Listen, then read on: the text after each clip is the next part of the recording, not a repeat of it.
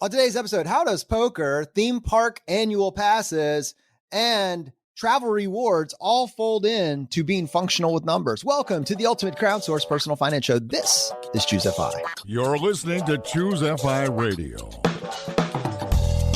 The blueprint for financial independence lives here.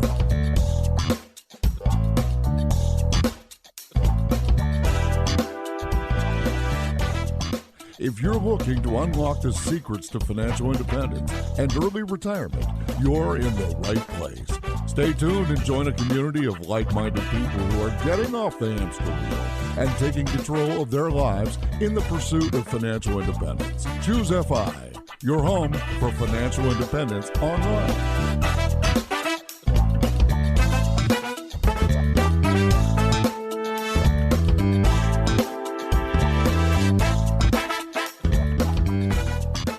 Everyone, welcome back. Excited to dive into this week's episode and help me with this. I have my co-host Brad here with me today. How you doing, buddy? Hey, Jonathan, I am doing quite well. Yeah, I love the functional with numbers concept, right? Like this is something that I always talk about with my kids. You and I talk about it, just basic math and how important that is to really succeeding at life. I know that might sound a little grandiose, but I really think so many people just say, oh, I was bad at math in school and I'm scared of math and all of these things. You hear these horror stories. And a lot of that has to do with math that isn't practical, right? It's calculus and other ridiculous things, sine, cosine, things that you're never, ever going to use again in your entire life. Whereas simple mathematics, simple probability, simple estimating. I think estimating is hugely important. Multiplication, understanding, hey, what's 10% of something? And then getting deeper and deeper, Jonathan, right? Like stuff that we talk about here, compounding. I mean, that's getting a little frisky, but like we're so crazy here. We are goodness. So crazy. You know what? You know why I think the 10% calculation is super important? It's because you got to figure out how to get to 20. That's like a basic competence level. In order to calculate your 20% tip, you start with 10% and then work your way forward. Right? Just double it. And it was cool because I was actually, I'm a big fan of the Tim Ferriss podcast. And in episode 604, he had this guy, Ed Thorpe, on. This guy's amazing. He's like almost 90 years old. He looks like he's 60. He's in the best shape in the world. And he's just brilliant. And he was talking about this concept of numeracy, which is just a basic understanding of math. And it was cool hearing him talk about some of these things that we talk about. The rule of 72 is one that he actually went to in great depth. And we've talked about that a number of times. I don't know if it's, is it worth us rehashing it here since I brought it up? I think everyone should be very comfortable with the rule of 72. Should be demoing it at the next wedding shower or baby shower that they go to, just as a form of small talk. Makes the world a better place. All right. Well, now you're making fun of me a little bit, but I think it is important. And just really quickly, this is just to figure out how quickly your money, in essence, that's really when we use the rule of 72, how quickly it'll double and then double again. So that's how I think about numbers and I think about my net worth. So let's say you have $100,000 and you expect to earn about an 8% annual return. So just really simply, you take the number 72 and divide it by that expected return, in this case, 8%, and you get a nice round 9. Okay. So that's the answer. And that's just the number of years it'll take your money to double. So you can just keep playing that out. So the 100,000 doubles in 9 years to 200,000, and then it doubles again 9 years later. So it doesn't go from 100,000 to 200 to 300. With the beauty of compounding, it goes from 100 to 200,000, and that 200,000 then doubles again in 9 years to 400,000. And again, 9 years later, then it's 800,000. So that's the beauty of compounding, right? That we talk about is just such a critical thing to consider when you're talking about your money. And Jonathan, our brains don't normally think that way. We think about in terms of linear math, but that exponential math, that compounding is really, really important. And that is just a real simple way, like to just understand that back of the envelope. I get that. And I can use that again and again. So it's a really, really critical thing. It was cool to hear Mr. Thorpe talk about that on the Ferriss podcast. One of the ways that I think about the rule of 72, especially recently, as you've been looking at all these alternative like investment opportunities that keep popping up every single, everywhere. with these incredible returns, 20% guaranteed return, 22% guaranteed return. There's no way to lose here. Right. Dripping with sarcasm. Obviously. Dripping with sarcasm. One of the things I always think about is like, all right, so if I'm getting like a 22% return, and this would be a good example, let's say I'm guaranteed a 22% return. How long before I've recouped my entire investment and I'm playing with the house's money, right? That's just like an interesting thing, because when you're talking about these extraordinarily risky investment opportunities, yes, you invest the money in, yes, month one, you're making this great return, but is it an actual return? Are they just giving you back a piece of your money before this thing gets rugged, right? And the kind of like, I don't know, like fragile alternative investment space that we're seeing right now, that is the appropriate level of cynicism to have with these high returns. So Brad, let's say I'm getting a 22% return. How would we use the rule of 72 to figure out how long before I've doubled my money? Yeah. So just really simple. You would take 72, just the number 72, and divide it by 22, which is your expected annual return. And it comes out to a little more than 3 in that case, about 3.25. So it would take about 3.25 years for that to double.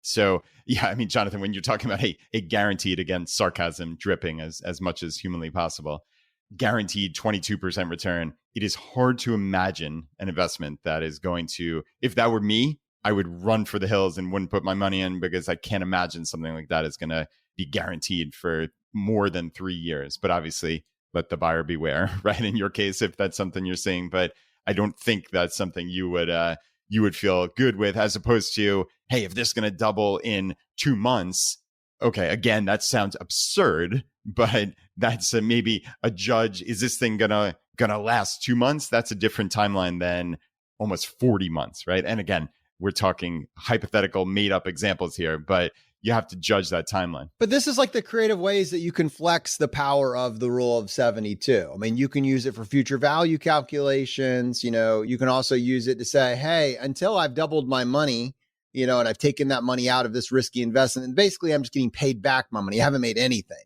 So it's just, there's different ways to actually stretch this without needing to have a calculator handy or, do some sort of advanced complex math. If you're thinking in bets, then the rule of 72 is a very, very useful tool to have in your pocket protector. It certainly is. And yeah, it was cool hearing this guest talk about all of these just little things that you can learn. And I think a lot of us, again, like I said a minute ago, a lot of us are scared of math just reflexively. And it doesn't have to be that way. You can get so far ahead just learning how to calculate, like you said, a 20% tip or something, right? Like, what's 10% of a number? You just literally move the decimal over one place and you have your 10%, and then you can double that to get to 20%. You can triple that to get to 30%. So just like really, really simple things like that.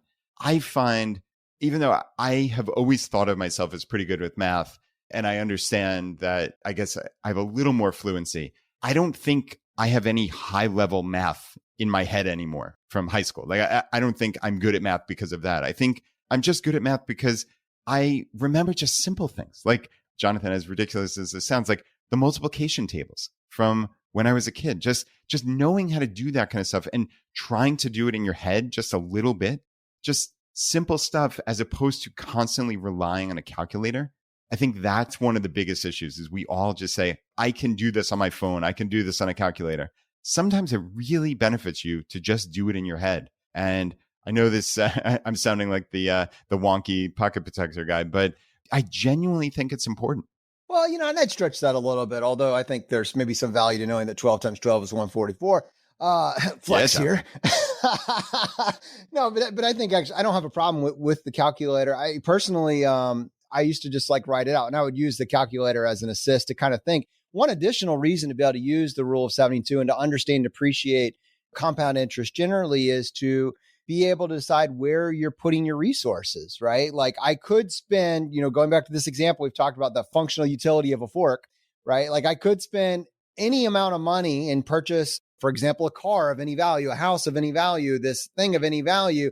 But what is the opportunity cost of doing so? I have this static object that performs this one thing, and all my money is tied up in that. when instead I could be using this. What's the opportunity cost of spending more than I needed to on this particular object because I didn't really appreciate its value in light of my other goals. The rule of 72 can act as a wonderful anchor. And I can say, okay, well, if I didn't have 30 or 40 or $50,000 tied up in this car, the rule of 72 can give me a good indicator on how this would advance my other goals towards XYZ and maybe financial independence. This is what that one choice made at this one point in time. This is what that's going to cost me in retrospect. But I do like the idea of making sure that it's not remaining on your calculator or on your phone or whatever. And these are not calculations that require a TI-89 graphing calculator. These are extraordinarily simple calculations. But, I used to take the time just to kind of write them out on frankly, sometimes napkins. I've shared this story a while back, but I had an old friend from pharmacy school message me when she'd found the podcast and heard an episode. She's like, oh my goodness, I remember watching you just kind of passively when you were bored, just writing out compound interest calculations. Yeah, I was like, best compliment ever. But it did. It makes it real in some case. Like when you're not spending money on stuff, you can use it to save for other goals, but those other goals can be more real if you can visualize them in the short term and see how your money can actually make money for you. It's a big, big mindset shift, and it's not one that's intuitive. So if you can do some sort of action to get that ingrained in the current version of yourself, your intermediate self will benefit. That is very cool. I like how legit Jonathan is with the back of the envelope napkin calculation in real life. But you brought up opportunity costs. And I think that's another one of these kind of just simple, I guess we will call it math, right? But it's just a simple conceptual framework that a lot of us don't think about, especially when it comes to real estate. So I think about it in terms of, okay, we're always doing a buy versus rent calculation. And, my mortgage costs this, right? Let's say my mortgage is $2,000 a month and rent would be, I don't know, I'm making something up. Let's just say hypothetically, it's more than that. It's $2,500 a month. But that's not an apples to apples comparison because it doesn't take into account how much money you put down to purchase that house, right? So let's give two examples of you put a meager $10,000 down on that house, or you put $300,000 down, right? We have no idea when we say, my mortgage payment is $2,000 a month.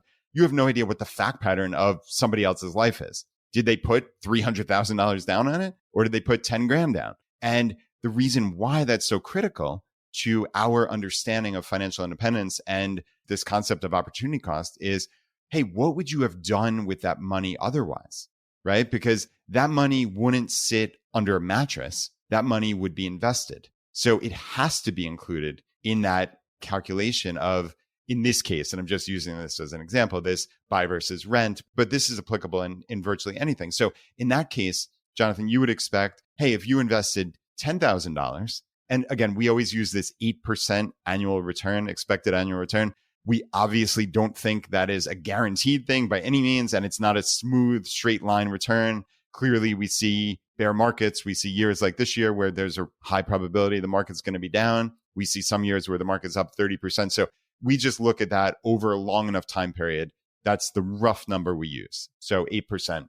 So if you invested $10,000, you would get $800 back as a return. Okay. So that's per year.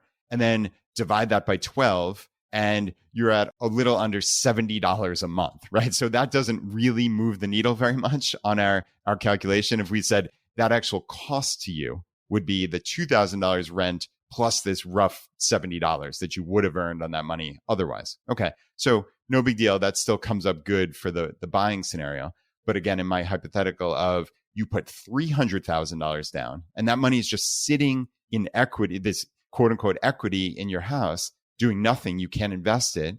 It is sitting there. So there is a real cost to that. And if you say 8% of that, right? So 8% per year, that would be $24,000 that you could potentially get as a return if that money were invested in the stock market. So that's $24,000 a year divided by 12. So that's another $2,000. So in that case, your home would have cost you $4,000 a month, right? The $2,000 you're still paying in mortgage, plus this $2,000 per month that you would have earned had you invested that money and not put it in this equity in your house. Now, obviously, we can get further and further down the line, Jonathan, and I don't want to spin this out of control of obviously there's some appreciation of your home. So you would bring that back. But for this simple calculation, it's just important to think of that opportunity cost because it is real. Right. And that's not the conclusion that you have to come to either. It's just that that's the process that you go through. So that would assume, that from the time that you buy it, the stock market actually goes up and then you would have missed out on those gains. Conversely, you buy it and the stock market goes down and you would have paid off a 3% or a 4% interest rate on your mortgage. Like, oh man, I could have locked in a guaranteed 4%. So it's not that this is necessarily, there's one way of doing this, but that you understand to go through the logic and that you feel comfortable with your choice, regardless of what happens, because you considered it both ways is the key to this when you're making these strategic numeracy-based decisions. Yeah, no, and that's a great point. And like I said, I was certainly not guaranteeing an 8%, but it's just important that you understand that concept of opportunity cost. And it was funny because in that Ferris episode, this guy Ed Thorpe was talking about a buddy of his who had this luxury house that he could have sold for $3 million. He had an offer for $3 million. And he, as people generally are with their homes, they're irrational about, oh, this is worth this. So he said, this is worth $3.25 million. So $250,000 different.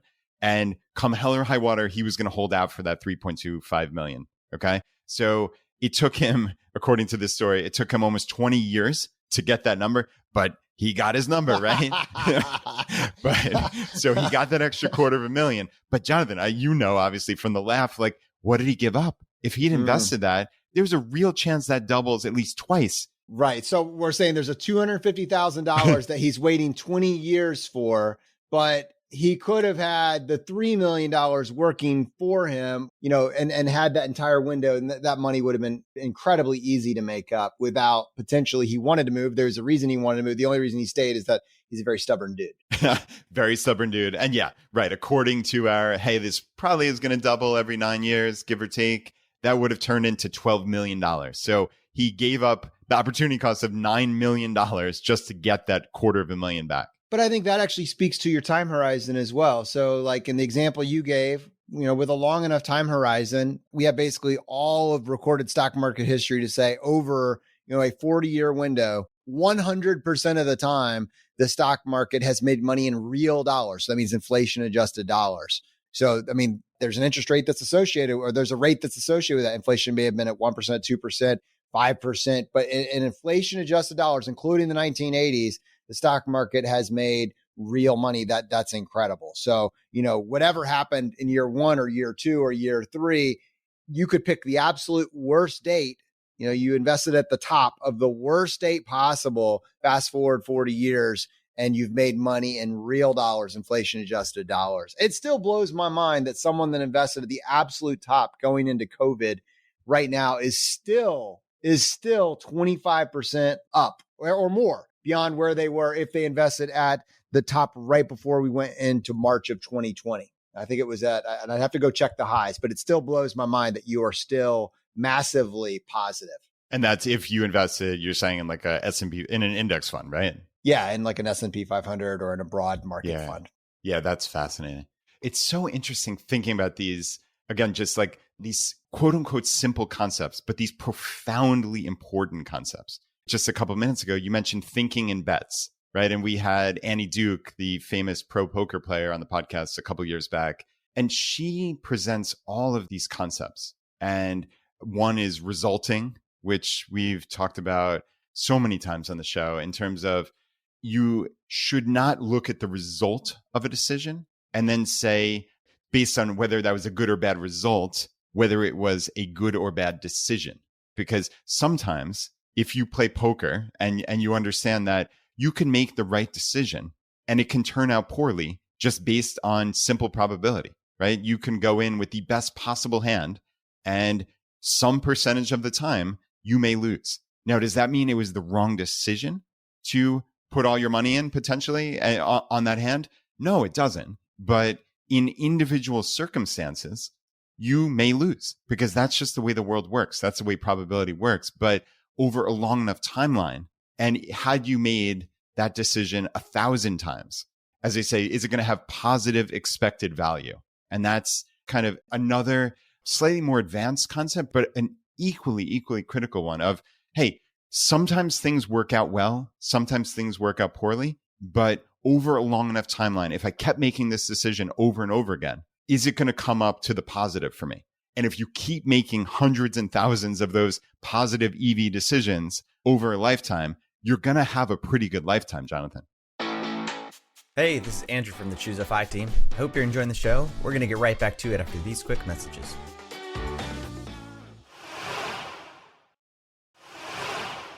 So, Brad, we just watched this movie the other day, and it actually is based on a true account, which I looked up as soon as the movie was done. Couldn't believe that it was possible. But a little backstory for this. I have been ruthless recently about making sure we're only paying for one streaming service at a time. And I do not mind. Absolutely. Even though they don't make it easy, like you can't unsubscribe from the streaming service. You got to log on to the website and do it separately.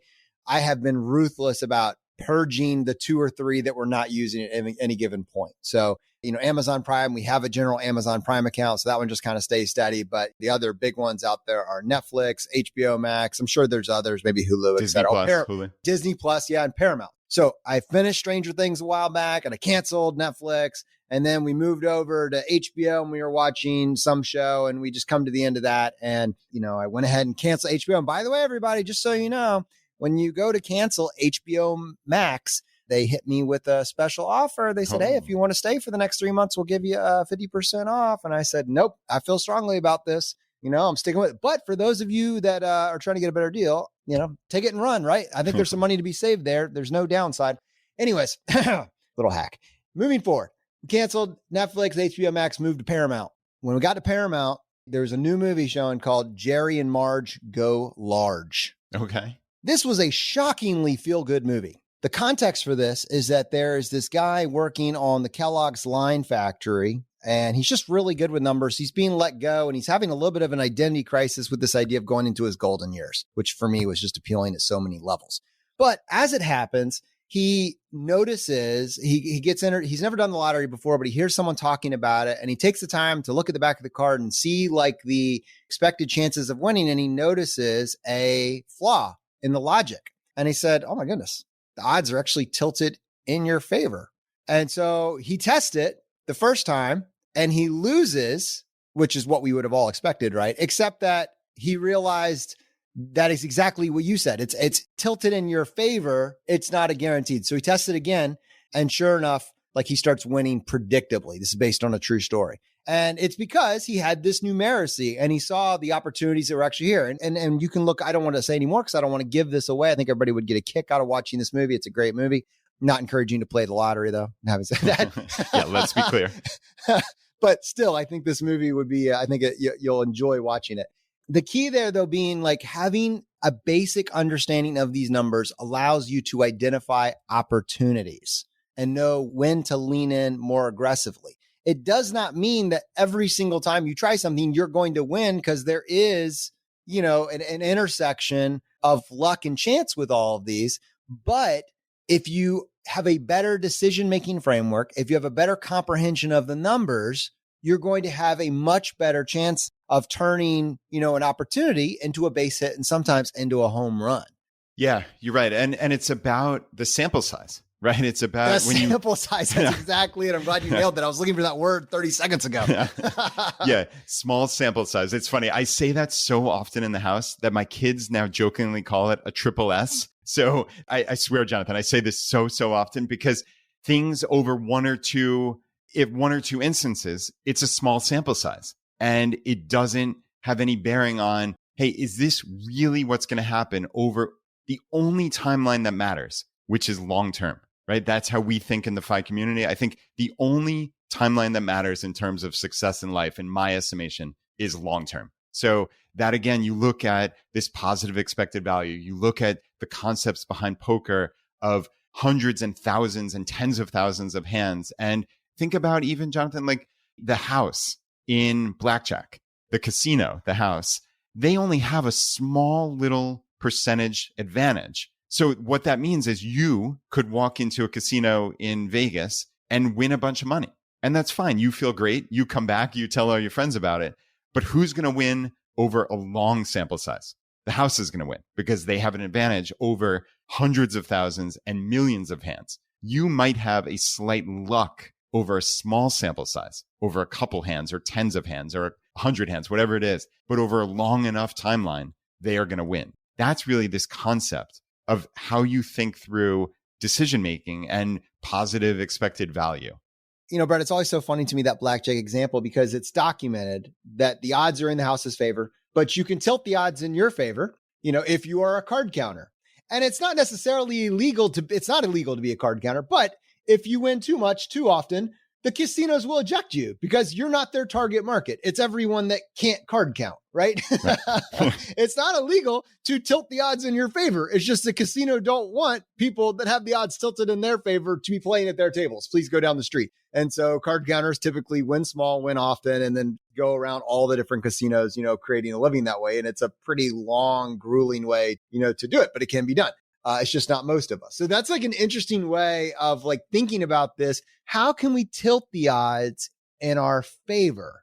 Yeah, I love that. And it's funny because I think that book, Thinking in Bets from Annie Duke that we mentioned a couple of minutes ago, everybody listening to this should take that out of the library or buy it on Amazon, whatever. It's a phenomenal book. And so many of these concepts, it's that thinking, as you just said. How can you just have like a mental framework that is going to help you over the long run? Another concept, this is a little off the wall example, Jonathan, but this quite literally just happened this morning in my house. So the concept of a free roll, okay, that's where you're making a decision. You're ultimately getting an option where there's no downside to you and there's only upside, okay? So you are faced with two choices and the one choice is kind of the static choice and you know what the result would be. Or in the other example, the worst case scenario is quite literally the exact output of the first scenario. And if it turns out right, then you get positive EV, only something good happens. So that is known as a free roll, right? So if you could have 10,000 of those free rolls in your life, many, many, many of them are going to turn out good and you're going to be better off than the initial scenario that you were in. So that's kind of the background. And now my kind of off the wall example is, so my older daughter is swimming on her summer swim team. Okay. And she helps out as a coach. And one of the things they do is pick the events for the swim meet. Okay. Now you think this should be fairly straightforward. It's just a summer swim team. Who cares? But you want to win if you can, right? You want to have an advantage. And what's interesting is with the top swimmers, there are these different like time categories that they're in, and they only compete against people in their same time category. Anyway, I don't want to belabor this story because I don't know if it's going to translate, but in the example where the coach originally had two swimmers, so they were guaranteed to come in first and second place. And these are on Anna's team. So that was the absolute slam dunk answer. It was guaranteed, mathematically guaranteed, a first and a second place. And that would get them 12 points as a team. But now the other example was one of them stay in that event and guarantee first place, so guarantee 7 points. And then the other swimmer would swim in a different event.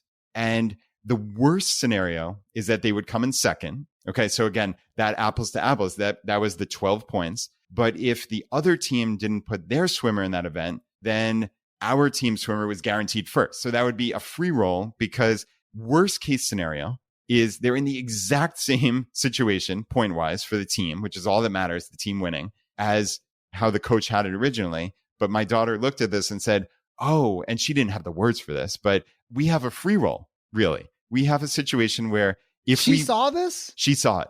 How cool is that, right? Wow. So it was like a guaranteed, that's guaranteed positive expected value. And granted, they might put that swimmer in against our team. That's game theory, man. Isn't that brilliant? I loved it. So it was just like a cool example of understanding how this works. And again, my daughter she hasn't read poker books. She's never played poker, but she understands basic math. And it was just really, really cool. So, okay. So in scenario one, their best case scenario is a 12. And then she observes that in scenario two, the worst case scenario is a 12. So now what is the opportunity that they could pick up by going to scenario number two? Yeah. So the best case scenario would be 14. And thanks for clarifying. So, right, it would be two first places, right? 7 and 7. So 14. So again, worst case scenario is the exact same they were in. And there's a decent probability that they'll pick up 2 extra free points. So just like a really cool way to look at life, right? And how many times can you do something like that over your lifetime just by thinking a little differently?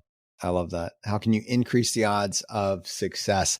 So Brad, I have one where it's like kind of winning, not winning, but it is like thinking in bets, and it's kind of tied. So follow me on here. Like a year ago, I thought I would take a free roll shot, and I thought I saw a potential opportunity in the precious metal space, and particularly in silver. And I remember talking about it just briefly on the show. And, let's just move forward a year, and I've been hammered for that decision.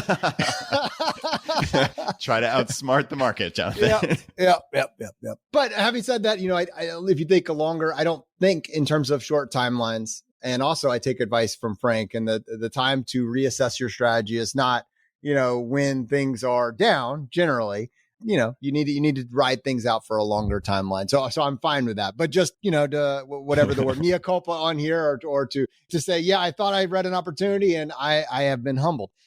Hey, can I jump in? So the Frank that you mentioned in passing is Frank Vasquez from the Risk Parity Radio podcast. And he is one of the most active members of our Facebook group and a longtime friend. Amazing podcast where he talks about stuff like this. So I just wanted to jump in with. Absolutely. I would say I'm in great company. There are a lot of people that think they're smarter than the market, and they have all been destroyed. Kathy Woods would love my performance track record.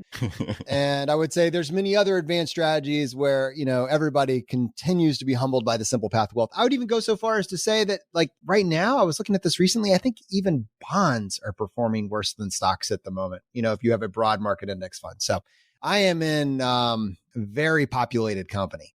So anyways, having said that, I started buying physical precious metals, actually based on a conversation you and I had, just small amounts here and there. Okay. And learning kind of what they are and, why people get excited. I started geeking out over it, and it was fun. It was actually kind of interesting to say, all right, this is something that you own. And what's interesting about that is, maybe you could buy it from a local coin dealer, I guess, someone in your town. That sounded a lot like a pawn shop to me. And I just, I didn't do that. But sounds terrible. It sounds terrible. But I went online and I was going to some dealers online, and this is going somewhere. I promise you, if you hold on just for a few minutes, we're going to deliver a point here. I promise. I went to these online mints, and there were two different prices. There was the price if you were buying with like cash, which for them is like I wish it were an ACH. It wasn't even ACH. It was a wire transfer is how they wanted to be paid. Or you could pay with your credit card, which obviously is the convenient way that, that I normally make purchases, but they charged you an extra 3 or 4%, which is like, oh, a wire transfer is also not easy. It's not simple, and it's not free. There is a lot of times there is a fee like $30, et cetera, attached to these transfers. So like two really, really bad options. Now, okay, that's fine. I heard from a couple sources you could buy silver on eBay, which sounds very sketchy, but I went ahead and I took a look on eBay recently, and I found out not only could you buy precious metals on eBay, you could buy them from the very same dealers and mints that were selling them on their own websites, but they're undercutting their own prices, and they're allowing you to use your credit card because it's eBay. And that's how eBay works. I couldn't believe this. So instead of paying 3 to 4% more, I'm getting the lower or maybe even lowest price that they've offered.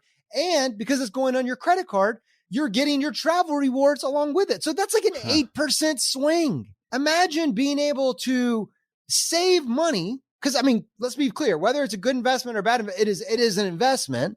And then also earn travel rewards on there. Where else can you do that? So, whether or not you want to go into that, I just thought that was such a cool way of looking at it, in that like using this one pathway, you could pay 8% more, or this way, like the 8% less and the travel rewards on top. Oh, that's interesting. So yeah, clearly that was something you were doing for fun, not a Choosify approved investment strategy. But it's cool to learn about that kind of stuff. And what you're saying, and just so people aren't missing it with the 8% swing, you're talking about that 3 to 4% credit card fee that would be negative. And then in this case, you're not paying that fee. Plus, since you are using your credit card, you're earning travel rewards points, which we think you can get 2 or 3% pretty easily just on regular spend. So yeah, you're probably at 6, 7, 8%. It can be that kind of swing. That's really, really cool to think about.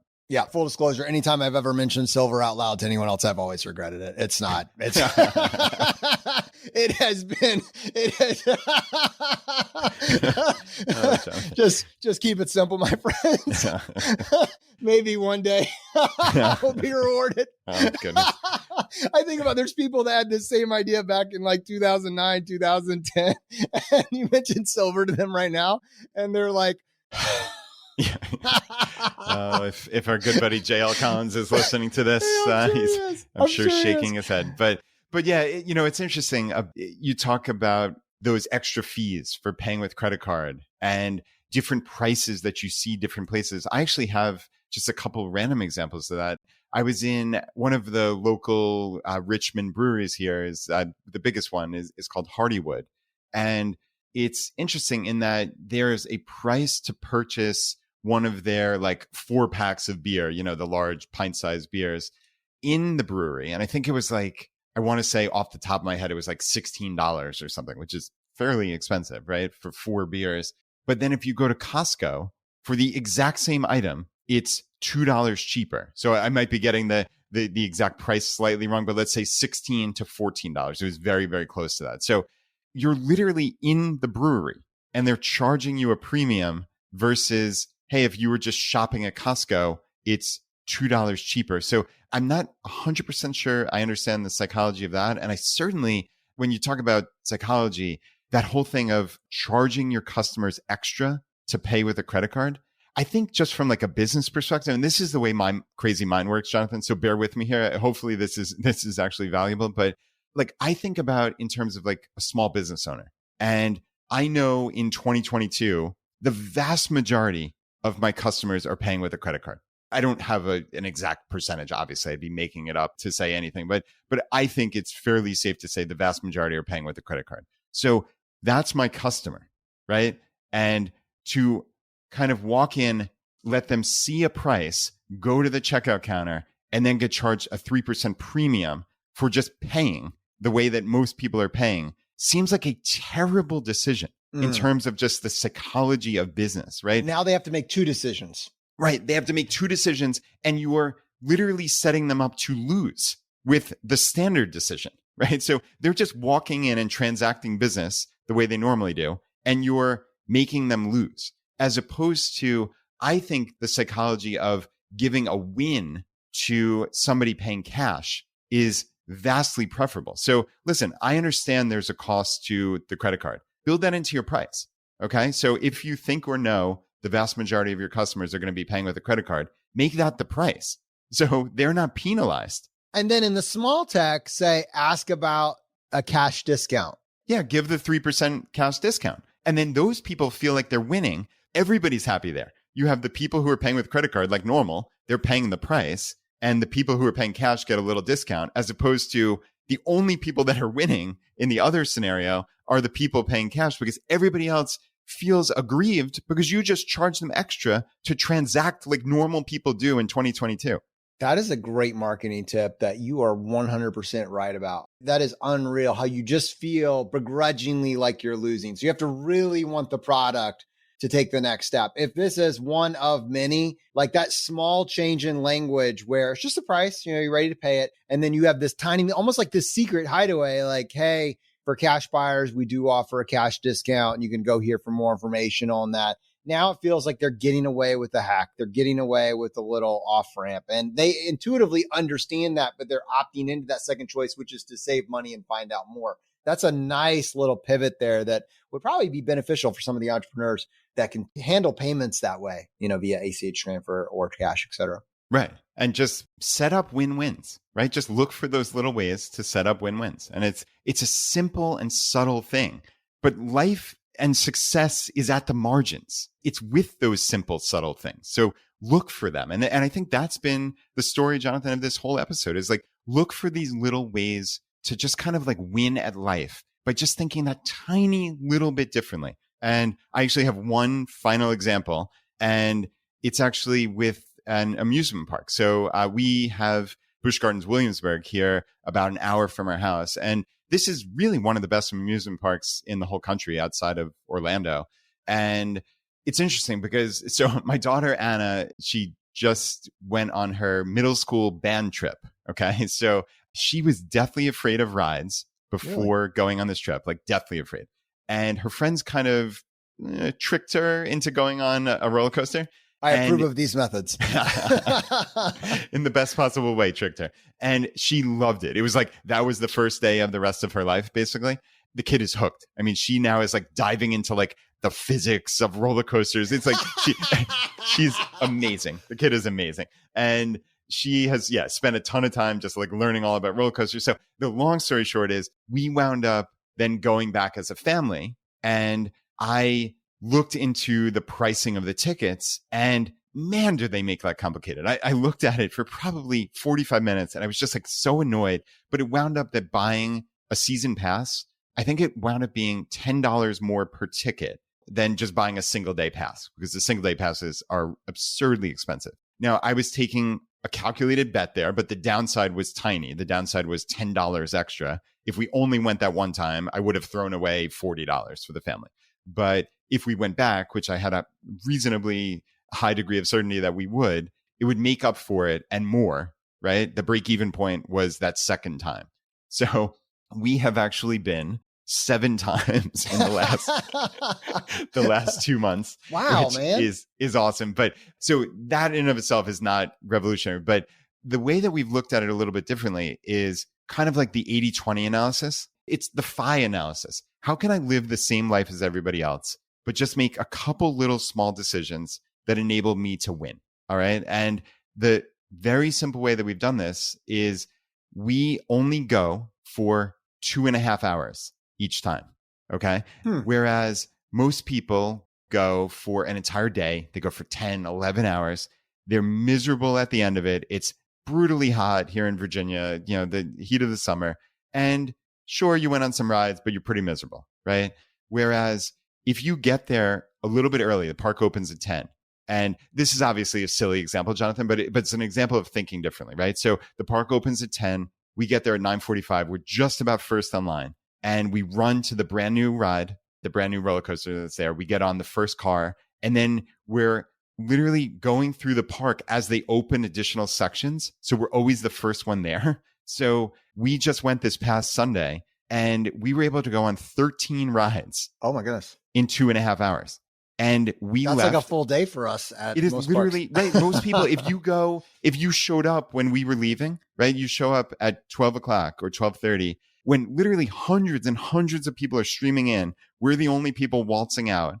At that point, if they stayed from 12 until the park closes at 9, there's no world where they're getting on 13 rides. Wow. So 9 hours versus the 2.5 that we spent there, and we got on 13 rides just by understanding how the world works. And I feel like you can find those little hacks in tons of different ways in life, and just find that little way to win with just a little bit of strategy. Dude, I love this. Like in this episode, I feel like at a personal level, I've been scooping up little tip after little tip, Nice. especially with regards to Busch Gardens. For those of us here in Virginia, that is a serious scoop if Busch Gardens is within a relatively short, driving distance. I can't tell you. I've been to a lot of theme parks, and 13 was the goal for the day. 13 roller coasters was the goal for the day, not for the 2.5 hour window. So, wow.